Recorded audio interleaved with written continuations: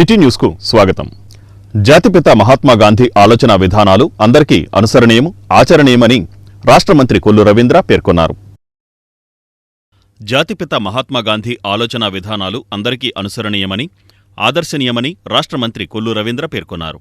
మహాత్మా గాంధీ జయంతి సందర్భంగా బుధవారం నగరంలోని నోబుల్ కళాశాలలో ఏర్పాటు చేసిన వ్యర్థాలతో 800 కళా ప్రదర్శనలను రాష్ట్ర గనులు, భూగర్భ వనరులు, అబ్కారీ శాఖ మంత్రి కొల్లు రవీంద్ర జిల్లా కలెక్టర్ డీకే బాలాజీతో కలిసి సందర్శించారు.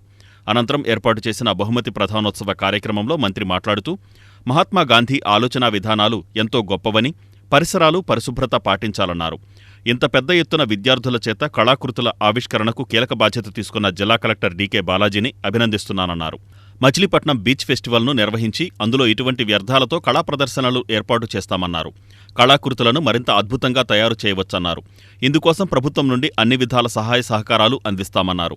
జిల్లా కలెక్టర్ డీకే బాలాజీ కొన్ని కళాకృతులు ఆన్లైన్లో పోస్ట్ చేసిన పక్షంలో మార్కెట్లో మంచి డిమాండ్ వచ్చే అవకాశం ఉందన్నారు. అనంతరం ఉత్తమ కళాకృతులు ప్రదర్శించిన వారిలో ప్రథమ, ద్వితీయ, తృతీయ స్థానాల్లో నిలిచిన విద్యార్థులు పాఠశాలలను మంత్రి ప్రకటించారు. ఒక్కో స్థానంలో 2 విద్యార్థులను ఎంపిక చేశారు. విజేతలైన విద్యార్థులకు మంత్రి, కలెక్టర్ ప్రశంసా పత్రాలు అందజేసి వారిని అభినందించారు. ప్రదర్శనలో పాల్గొన్న విద్యార్థినీ విద్యార్థులు అందరికీ కూడా పాల్గొన్నట్లు ధృవపత్రాలు అందజేశారు. పరిసరాల పరిశుభ్రత ఆయన చాలా ప్రేమించేవాడు. ఎవరి పనులు వాళ్ళే చేసుకోవాలని చెప్పి మరి చెప్పినటువంటి సందేశాలు మనం చూసాం. ఇవాళ మనం కూడా ఆయన ఆచరించాలి. ఎందుకంటే ఆయన బాత్రూమ్ ఆయన కడుక్కునే వాళ్ళం. మనం ఎంతవరకు చేస్తా ఉన్నాం? కనీసం మనం తాగిన గ్లాస్ తీసుకెళ్ళి పక్కన పెట్టే పరిస్థితి లేదు. కానీ ఆయన యొక్క గాంధీ గారు అంత మహాత్ముడయ్యారంటే ఒక క్రమశిక్షణ, మనలో కూడా క్రమశిక్షణ అలవాటు చేసుకున్నప్పుడు ఖచ్చితంగా మనం కూడా అద్భుతమైనటువంటి విజయాలు సాధిస్తాం. దాంట్లో ఎటువంటి అనుమానం లేదు. దానికి ఈరోజు మన గౌరవ ముఖ్యమంత్రి గారు కూడా, చంద్రబాబు నాయుడు గారు మన మచిలీపట్నానికి వచ్చారు. మన కృష్ణా జిల్లా మచిలీపట్నానికి వచ్చి ఇదే వేస్ట్ మీద స్వచ్ఛత హీ సేవ అనే ప్రోగ్రాం ఏదైతే ప్రధానమంత్రి గారు ఇచ్చారో ఆ ప్రోగ్రాంని ఇక్కడ ప్రారంభించడం జరిగింది. మనం కూడా ఇప్పుడు మీరు చేసినటువంటి కార్యక్రమం చేస్తే చాలా సంతోషంగా ఉంది. ఇటువంటి కార్యక్రమాన్ని మరి ఏర్పాటు చేయడంలో కీలక బాధ్యత తీసుకున్న కలెక్టర్ గారికి ఒకసారి మనందరూ కూడా గట్టిగా అభినందన తెలియజేయాలని. ఎందుకంటే చూశాను, ఆ ఉత్సాహం చూశాను. ఆ పిల్లలు అక్కడికి వస్తున్నప్పుడు వాళ్ళు చేసినటువంటి ఆ ఐటమ్ చూపించాలని తపన. ఎందుకంటే నా చిన్నతనంలో మేము కూడా మాకు ఆర్ట్స్ పీరియడ్ ఉండేది. మరి ఉందో లేదో తెలియదు, కానీ మొత్తం పేరు ఉండదు తప్ప ఆర్ట్స్ ఉండవు. గేమ్స్ పీరియడ్ ఉంటాయి తప్ప గేమ్స్ ఉండవు. గేమ్స్ పీరియడ్ ఉంటాయి. మాకైతే వారానికి 3 రోజులు ఆ గేమ్స్ పీరియడ్ ఎప్పుడు వస్తుందని ఎదురు చూసేవాడు. ఇదే కాలేజీలో నేను ఇంటర్మీడియట్ కూడా చదువుకున్నా. మరి చాలా సంతోషం ఈ కాలేజీలో మీ అందరితో కూడా కలుసుకోవడం. ఇలాంటి ఇన్స్పిరేషన్ రావాలనే ఉద్దేశంతోనే గతంలో మనం ఇక్కడ మచిలీపట్నం అంటే వాళ్ళకి తెలుస్తుంది. గతంలో ఇక్కడ యువ కెరటాలు అనే ప్రోగ్రాం స్వామి వివేకానంద జయంతిని స్ఫూర్తిగా తీసుకుంటే యువతకు స్ఫూర్తి వివేకానంద అంటారు. కాబట్టి ఆయన పేరుతో ప్రతి సంవత్సరం ఒక యూత్ ఫెస్టివల్. ఒక 2 విషయాలు చెప్తాను. ఈరోజు ప్రైజ్ ఎవరికి ఇవ్వాలి అనుకుంటామో, ప్రైజ్ ఎవరికి ఇస్తామో వాళ్ళు మాత్రమే విజేతలు కాదు. ఆ ఫస్ట్ క్లారిటీ అందరికీ ఉండాలి.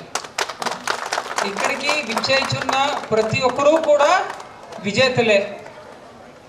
లైఫ్లో మనకు అమెరికాలో అన్ని చోట్ల చెప్తూ ఉంటారు, success without failure is not success అని.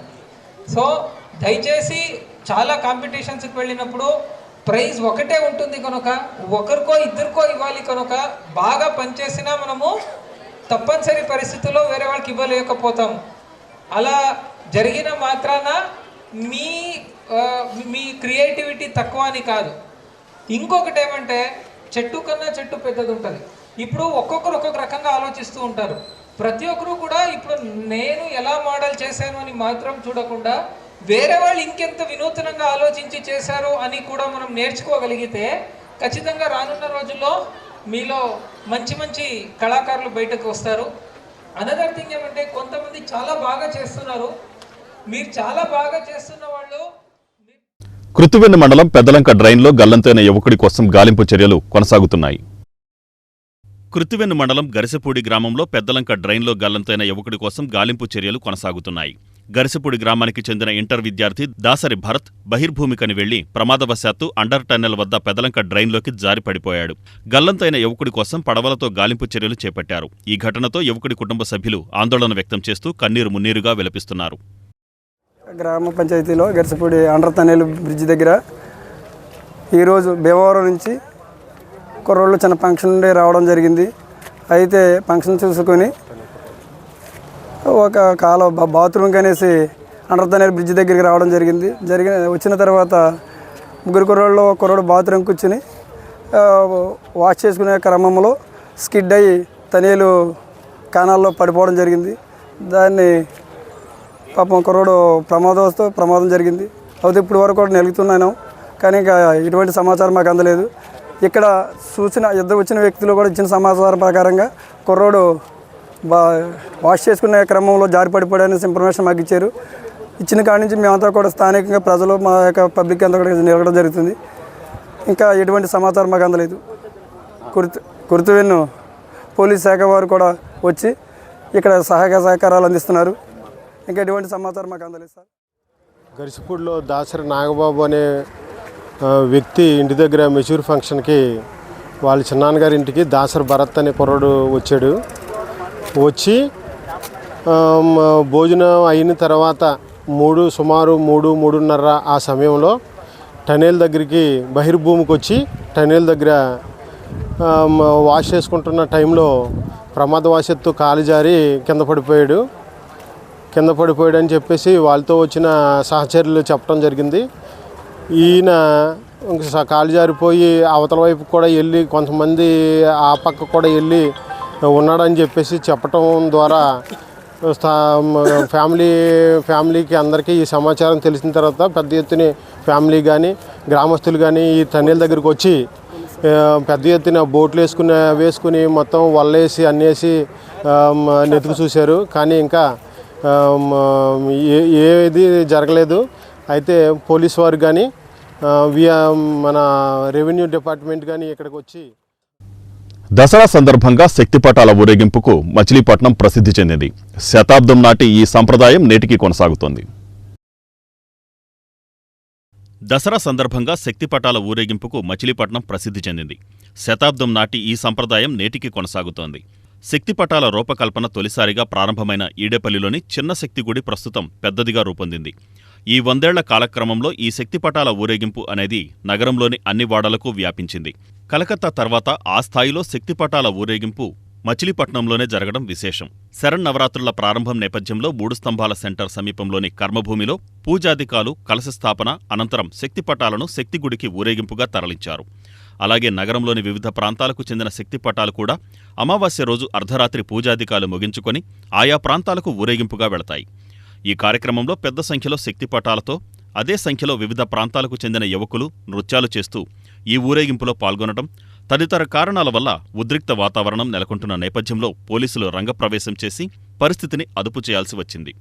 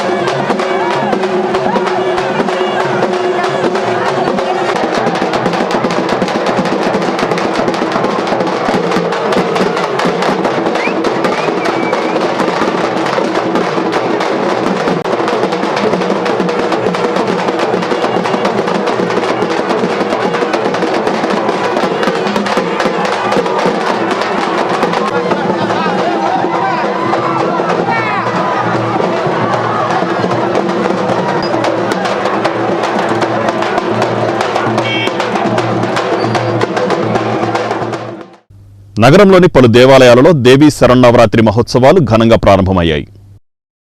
నగరంలోని పలు దేవాలయాలలో శ్రీదేవీ నవరాత్రి మహోత్సవాలు ఘనంగా ప్రారంభమయ్యాయి. బుట్టాయిపేట దత్తాశ్రమంలో శ్రీదేవీ నవరాత్రి మహోత్సవాలు అంగరంగ వైభవంగా ప్రారంభించారు. ఈ సందర్భంగా దత్తాశ్రమంలో 10 అడుగుల వారాహి అమ్మవారిని భక్తుల దర్శనం కోసం ఏర్పాటు చేశారు. ప్రతిరోజు జ్యోసుల సుబ్రహ్మణ్యం శర్మ బ్రహ్మత్వమున ప్రత్యేక పూజలు నిర్వహిస్తున్నారు.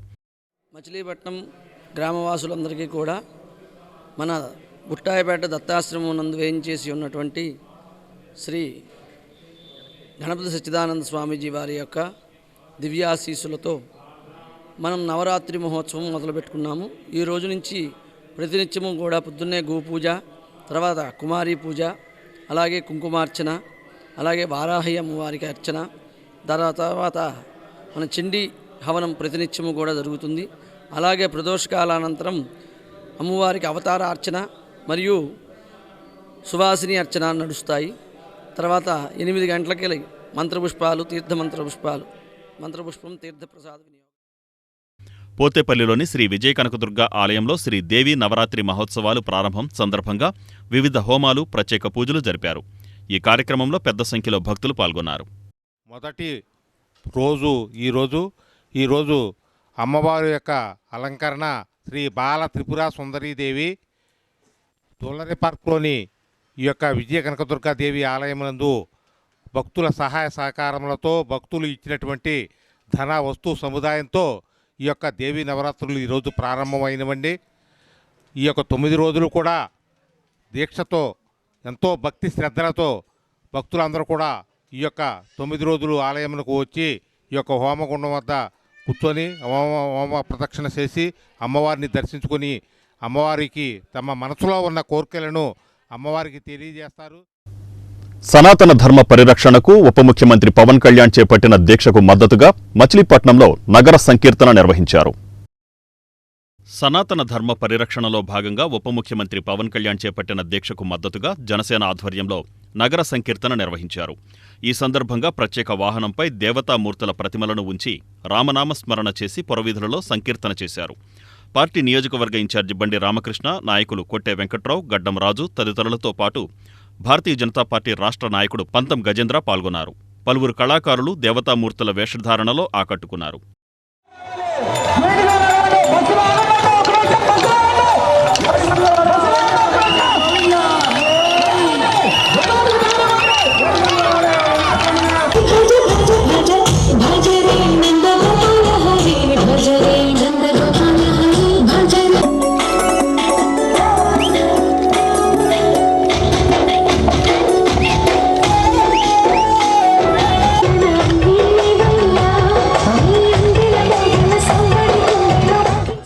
రోజుల మట్టి ఇక రాష్ట్రంలో తిరుపతిలో మరి ప్రసాద విషయంలో జరిగినాయని మీకు తెలుసు. ఈ యొక్క పరిస్థితులను బట్టి ఎవరిని ఏమనకుండా జరిగిన దానికి ప్రాయశ్చిత్త దీక్ష మరి పవన్ కళ్యాణ్ గారు పెద్ద ఎత్తున ఆయన 11 రోజులు ఉపవాసం ఉండి ఇక కార్యక్రమం ప్రారంభిస్తూ అనేకమైన రాష్ట్రంలో ఉన్న కూటమి ప్రభుత్వం నాయకులు అందరూ ప్రజలందరూ కలిసి మీరందరూ కూడా ఒక 4 రోజుల పాటు, ఒకరోజు దీపారాధన, రెండో రోజునేమో మరి గుడిలో యజ్ఞం చేయమన్నారు, యాగం చేయమన్నారు. అవన్నీ కార్యక్రమాలు మన చిన్నాపురం గ్రామంలో చేశారు. ఈ రోజున మచిలీపట్నంలో మరి పెద్ద ఎత్తున మరి కోలాటం, మరి భజనలు, మరి సంగీతాలు, మరి అలా అనేక రకంగా ఈ రోజున ఏర్పాటు చేయడం జరిగింది. ఏంటంటే మా నాయకుడు పిలుపు మేరకు ఇవన్నీ కార్యక్రమాలు. రాష్ట్ర అధ్యక్షులు పవన్ కళ్యాణ్ గారు చేపట్టినటువంటి సనాతన ధర్మ పరిరక్షణ దీక్ష, మరి వారు దీక్షను విరమిస్తూ మరి దేవాది దేవుడు అనేటువంటి తిరుమల తిరుపతి వెంకన్న దర్శన నిమిత్తం వారు తిరుపతిలో ఉన్నారు. అందులో భాగంగా మచిలీపట్నంలో జనసేన పార్టీ ఇన్ఛార్జి బండి రామకృష్ణ గారి ఆధ్వర్యంలో సనాతన ధర్మం అంటే మరి ప్రపంచానికి అందరికీ కూడా ఒక ఆదర్శవంతమైనటువంటి ధర్మం మన సనాతన ధర్మం. అందులో భాగంగా ఈ రోజున జెడ్పీ సెంటర్లో ఉన్నటువంటి విఘ్నేశ్వర స్వామి దేవాలయం నందు విశిష్ట పూజలు నిర్వహించి స్వామివారి కృపతో మరి ఈరోజు కన్యకా పరమేశ్వరి దేవస్థానంలో వైకుంఠపురంలో ఉన్నటువంటి వెంకటేశ్వర స్వామి పాద సన్నిధి వరకు నగర సంకీర్తన కార్యక్రమాన్ని ఇక్కడ అత్యంత వైభవంగా భక్తుల కోలాటాల నడుమ, హరినామ సంకీర్తనల నడుమ, అలాగే భజనల నడుమ, మరి వేద పండితుల ఆశీర్వచనాలతో మరి నగరం మొత్తం కూడా మరి ఒక శోభ హిందూ సమాజానికి ఒక శోభ ప్రబలిలేటట్టుగా ఈ కార్యక్రమాన్ని ఏర్పాటు చేశారు. మరి భక్తజన కోటి అందరూ గోవింద, ఏడుకొండలవాడ వెంకటరమణ గోవింద గోవింద. సనాతనంగా కలియుగ దైవం శ్రీ వెంకటేశ్వర స్వామి వారికి అపచారం జరిగిందని తెలిసి యావత్ ముత్తకండ యావత్ హిందూ సమాజం అంతా బయటకు వచ్చి ఈ రోజున ఇలాంటి కలుషితమైనటువంటి మరి ధర్మాన్ని కలుషితం చేసేటువంటి విషయాల్లో మేమంతా ఏకమవుతామని, రాజకీయాలకు అతీతంగా మేమందరం కలిసి పనిచేస్తామని చెప్పేసి ఈనాడు పవన్ కళ్యాణ్ గారి యొక్క స్పష్టతగా ఈ సనాతన ధర్మం బోర్డు ఏర్పాటు చేయాలి. అన్ని మతస్థులు మరి దేవాలయాల్లో పనిచేయకూడదు, చక్కటి వాతావరణం నడవాలి, రాజకీయాలకు అతీతంగా మరి ధర్మ బోర్డులు నడవాలి, ఎక్కడైతే ధర్మం ఉంటుందో అక్కడే సుభిక్షంగా ఉంటుందని చెప్పి పవన్ కళ్యాణ్ గారి ఆదేశాల మేరకు ఈ వార్తలు ఇంతటితో సమాప్తం. నమస్కారం.